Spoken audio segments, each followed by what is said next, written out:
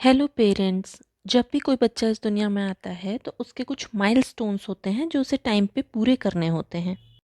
जैसे 3 मंथ्स में नेक होल्डिंग करना, 4 to 5 मंथ्स में पलटना, 5 to 7 मंथ्स में अपने हैंड्स पे आना, 6 to 8 मंथ्स में क्रॉलिंग करना या 6 to 8 मंथ्स में बैठना, 9 to 10 मंथ्स में खड़े होना सपोर्ट से एंड 11 to 15 मंथ्स में वॉक करना।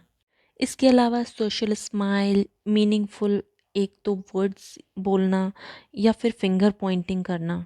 नॉर्मली ये सब चीज़ें हमें 1 साल के बच्चे में टाइम टू टाइम देखने को मिलती हैं। बट अगर इनमें से हमें कुछ चीज़ें बच्चों में देखने को नहीं मिल रही हैं या कुछ भी देखने को नहीं मिल रहा है इनमें से, तो वो चिंता की बात है। तो ये साइन डेवलपमेंटल डिले के हो सकते हैं। आइए समझते हैं ऑटिज़म में किस तरह के साइंस प्रेजेंट रहते हैं। हम कैसे पहचान सकते हैं बच्चे को ऑटिज़म हो सकता है। बहुत से लोग अवेयर ही नहीं होते कि ऑटिज़म होता क्या है। प्रॉब्लम और कुछ नहीं होती, पेरेंट्स को लगता है कि बच्चा बोल नहीं रहा है। उनको और कोई भी दिक्कत बच्चे में दिखाई नहीं देती, बस उनको लगता है बोल नहीं रहा है। बहुत से बच्चे लेट बोलते हैं, हमारा बच्चा भी बोलने लगेगा। ऐसे करते करते बहुत टाइम निकल जाता है और जितना टाइम निकलता जाता है प्रॉब्लम्स बढ़ती जाती हैं। जो मेन कंसर्न है वो स्पीच का होता है, बोलता नहीं है, आंखों में नहीं देखता है, पंजों पे चलता है, हाथों को बहुत ज़्यादा हिलाता है, पहिए वगैरह से, व्हील्स वगैरह से प्ले करता है। कोई टॉय हो उसके पहिए को घुमा घुमा के उसी को देखता रहेगा। अपनी जगह पे अपने आप अकेले ही घूमता रहेगा। कोई घर पे गेस्ट आ जाएंगे तो कोना पकड़ के बैठ जाएगा, उनके साथ नहीं बैठना, इन्वॉल्व नहीं होना। हमको शुरुआत में बस केवल इतना ही दिखाई देता है। वैसे तो हमें ऑटिज़म के साइन 2 साल से पहले ही दिखने लगते हैं, बट 2 साल तक आते आते अगर बच्चा कुछ भी नहीं बोल रहा है, मीनिंगफुल कुछ भी नहीं बोल रहा है, उसका हम नाम ले रहे हैं, कई बारी वो नाम पे भी रिस्पॉन्स नहीं दे रहा, आपको पलट के नहीं देख रहा है और अकेले एक जगह बैठ के अपने टॉयज़ के साथ प्ले करता रहता है, चीज़ों को लाइन से अरेंज करता रहता है। वर्बल कम्युनिकेशन में उसको बहुत डिफ़िकल्टी है, वो पॉइंट करता है, जैसे उसे पानी चाहिए तो वो आपका हाथ पकड़ के खींच के ले जा रहा है पानी की तरफ।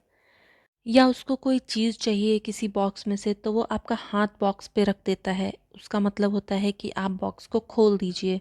और आप जो उससे अपनी लैंग्वेज में बोल रहे हैं उसको आपकी लैंग्वेज भी समझ में नहीं आ रही है।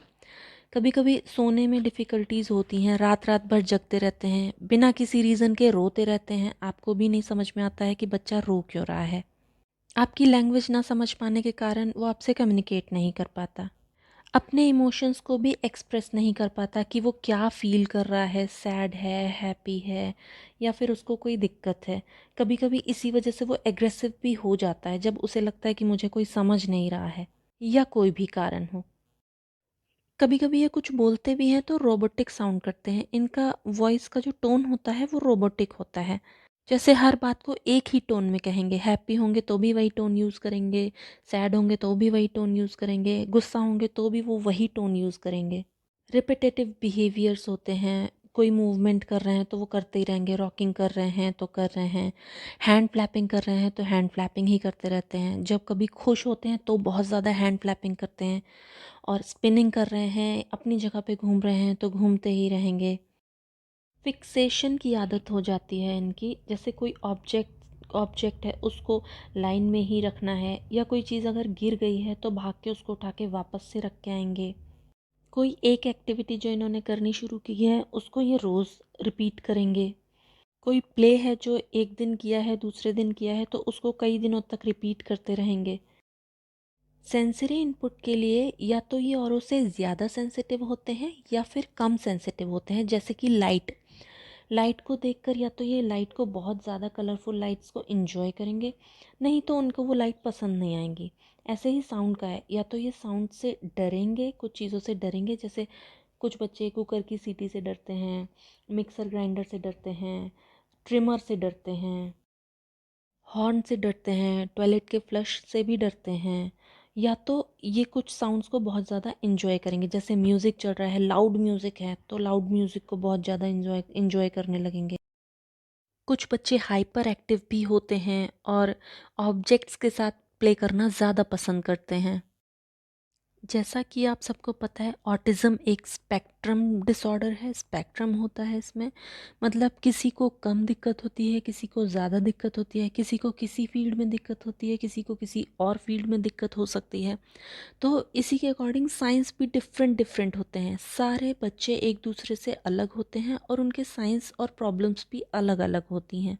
मैं सिम्टम्स वर्ड यूज़ नहीं करती क्योंकि ये कोई बीमारी नहीं है, ये एक कंडीशन है ब्रेन की। तो अगर आपको ऐसे कोई भी साइंस दिखाई देते हैं अपने आसपास किसी बच्चे में, तो जल्दी से जल्दी किसी साइकेट्रिस्ट या डॉक्टर की हेल्प से उस बच्चे के साथ काम करना स्टार्ट करें, जिससे कि वो बच्चा इम्प्रूव कर सके और हमारे और आपकी तरह अपनी लाइफ स्पेंड कर सके।